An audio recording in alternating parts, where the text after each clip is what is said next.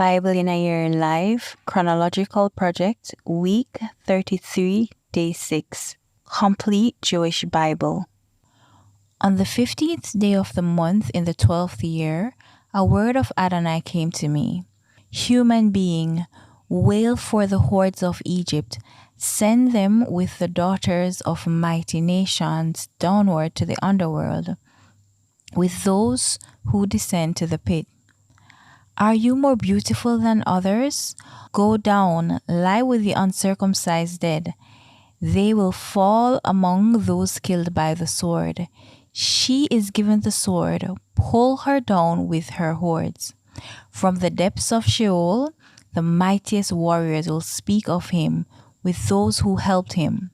They went down, they lie still, the uncircumcised, killed by the sword. Ashur is there with her hordes. Their graves were all around them, all of them slain, killed by the sword. Their graves are in the deepest parts of the pit. Her hordes are all around her grave, all of them slain, killed by the swords. Those who terrorize the land of the living. Elam is there with her hordes around her grave, all of them slain, killed by the sword, descended uncircumcised to the underworld, those who terrorize the land of the living. They bear their shame together with those who descend to the pit. They have given her a bed among the slain with her hordes. Her graves are all around them, all of them uncircumcised, killed by the sword, because they terrorize the land of the living. They bear their shame with those who descend to the pit. They are put among those who were slain. Meshech and Tuval with her horde is there. Her graves are all around them, all of them uncircumcised, killed by the sword, because they terrorize the land of the living. They do not lie with the fallen warriors of the uncircumcised who descend to Sheol with their weapons of war, their swords laid under their heads, and their crimes upon their bones, because these warriors terrorize the land of the living. But you will lie broken among the uncircumcised, with those who were killed by the sword. There is Edom, her kings, and all her princes, who, despite all their power, are laid with those who were killed by the sword, with the uncircumcised, with those who descend to the pit.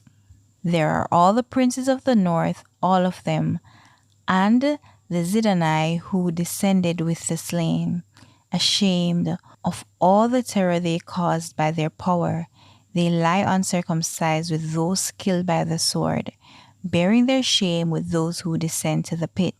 All of these Pharaoh will see, and he will be consoled about his hordes. Pharaoh and all his army slain by the sword, says Adonai Elohim. For I have put my terror in the land of the living, and he will lie among the uncircumcised, with those killed by the swords. Pharaoh and all his hordes, says Adonai Elohim. The word of Adonai came to me.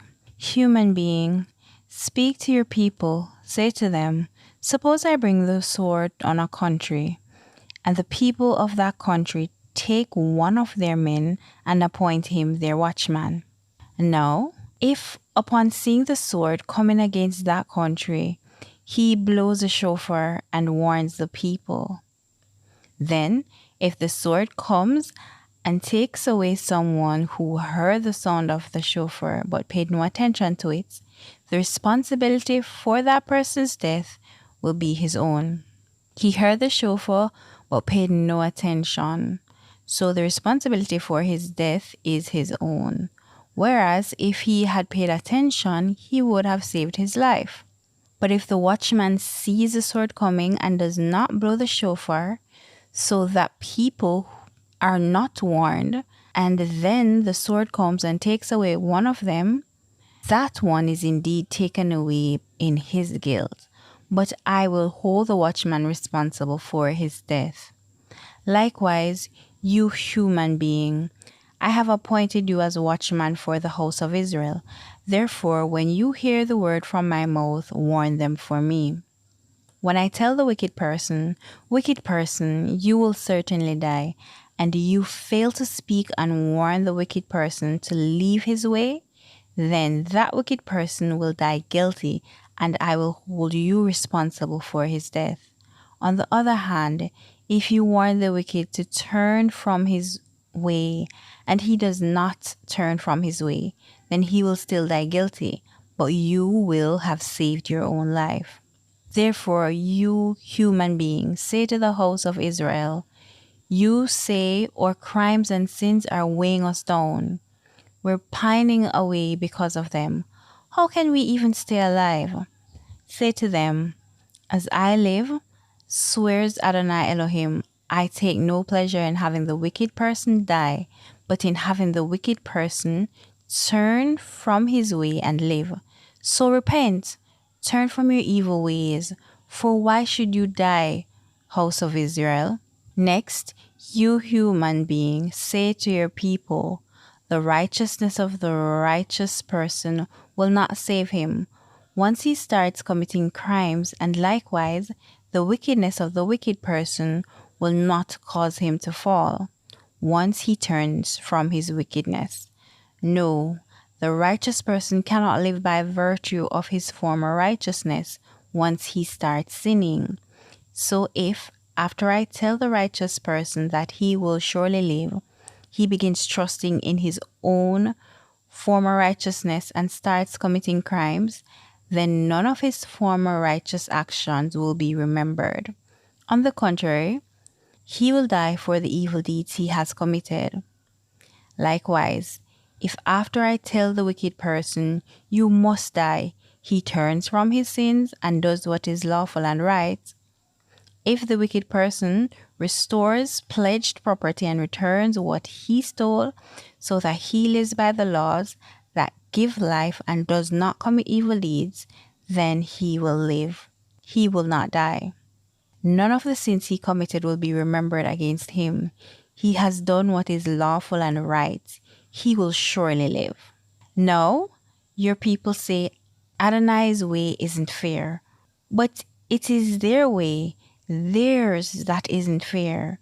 When the righteous person turns away from his righteousness and commits wickedness, he will die because of it. And when the wicked person turns from his wickedness and does what is lawful and right, he will live because of it. Yet you say, Adonai's way isn't fair. House of Israel, I will judge each of you according to his ways. The number of people deported by Nebuchadnezzar were as follows. In the 7th year, 3,023 persons from Yehuda. In the 18th year of Nebuchadnezzar, 832 persons from Jerusalem. And in the 23rd year of Nebuchadnezzar, Nebuzaradan, the commander of the guard, deported 745 persons from Yehuda. The total comes to 4,600 persons. By the rivers of Babel we sat down and wept, as we remembered Zion. We had hung up our lyres on the willows that were there. When those who had taken us captive asked us to sing a song, or tormentors demanded joy from us, sing us one of the songs from Zion.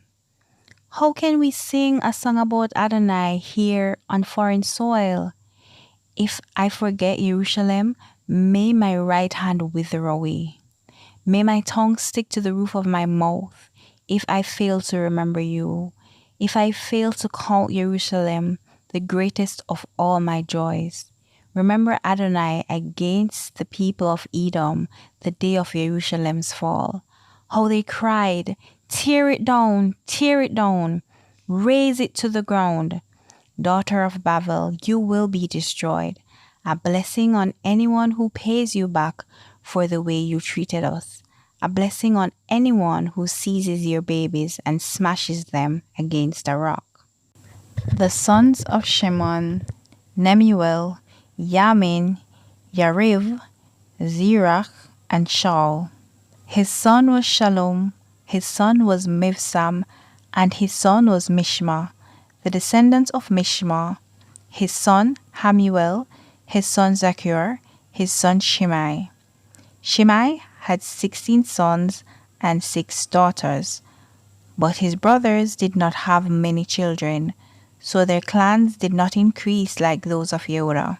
They lived at Beersheba, Molada, Hatzer Shual, Bilhah, Etzem, Tolad, Betuel, Hormah, Ziklag, Beit Markavot, Hatzar Susim, Beit Beeri, and Shareim. These were their cities until the reign of David. Their villages were Etam, Ayin, Rimmon, Token, and Ashan, 5 cities. Along with all the villages surrounding these cities as far as Baal, these are the places where they lived, and they have their official genealogy. Meshovav, Yamlech, Yoshan, the son of Amatziah, Yoel Yehu, the son of Yoshiviah, the son of Sariah, the son of Asiel. Eloinai, Yaakova, Yishashaya, Asaiah, Adiel, Yimsiel, Benaiah. Ziza, the son of Shiphi, the son of Alon, the son of Yediah, the son of Shimri, the son of Shemaiah. These mentioned by name were princes in their clans, and their fathers' houses increased greatly. Seeking pasture for their flocks, they went to the entrance of Geder, as far as the east side of the valley. They found rich, good pastures, and the land was spacious, quiet, and peaceful. Those who had lived there previously belonged to Ham. Those whose names are written above came during the time of Hiskiah, king of Yehudah. They attacked their tents, and the Meunim, who were found there, destroyed them completely and have lived there in place of them to this day, because there was pasture there for their flocks. Some 500 of them, who were descendants of Shimon, went to Mount Seir under the leadership of Platiah, Neriah, Rephaiah, and Uzziel, the sons of Yeshai. They attacked the remnant of Amalek who had escaped and have lived there to this day. The sons of Reuben, the firstborn of Israel. He was the firstborn, but because he defiled his father's bed, his birthright was given to the sons of Joseph, the son of Israel, though not in such a way as for him to be regarded in the genealogy as the firstborn. For Yehudah became greater than his brothers, inasmuch as the ruler came from him. Nevertheless, the birthright went to Joseph. So, these are the sons of Reuben, the firstborn of Israel: Anok, Palu, Hezron, and Carmi. The descendants of Yoel, his son Shemaiah, his son Gog, his son Shimei, his son Mecca, his son Raya, his son Baal, and his son Beera.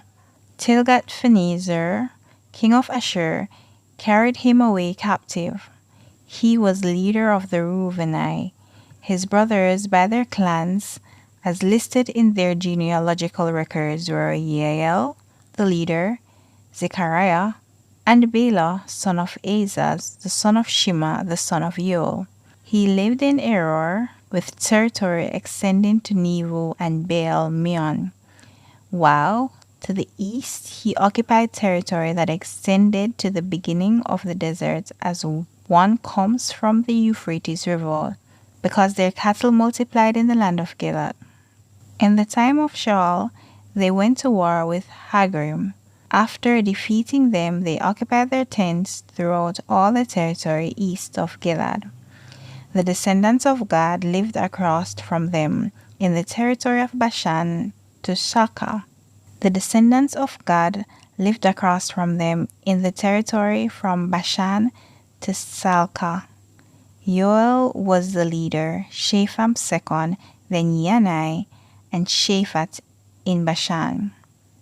The houses of their fathers' brothers were Michael, Meshulam, Shiva, Yorai, Yakan, Zia, and Ever, 7 altogether.